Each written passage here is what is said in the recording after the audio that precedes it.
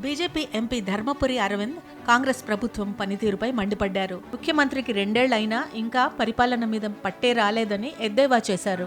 Congress party మీద అక్బరుద్దీన్ ఓవైసీ చేసిన వ్యాఖ్యలపై రేవంత్ మౌనంగా ఉండటాన్ని ఆయన తప్పుపట్టారు. ఢిల్లీ లిక్కర్ కేసులో నిందితులందరిపై కేసులు కొట్టేసినా తమ ఆరోపణలకు తాము కట్టుబడి ఉన్నామని అరవింద్ స్పష్టం చేశారు.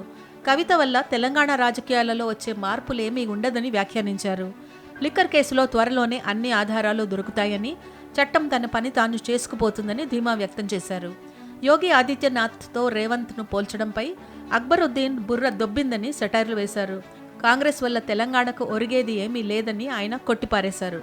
ఈ అక్బరుద్దీన్ ఇందూరు గడ్డ మీద వచ్చి మొన్న జరిగిన ఎన్నికలలో రెడ్డి అయినా రావైనా అని కులాల పేర్లు తీసుకొని, రెడ్డి పేరు తీసుకొని, కులం పేరు తీసుకొని వీళ్ళందరూ కూడా విషపు పాపులు అని అన్నాక కూడా ఈ మొనగాడు కనీసం రియాక్ట్ కూడా కాలే. There is no future for Congress in Telangana. ఇక ఈ ఎంఐఎం యోగితోటి పోల్చడం అన్నది ఆ అక్బరుద్దీన్ మైండ్ దొబ్బింది.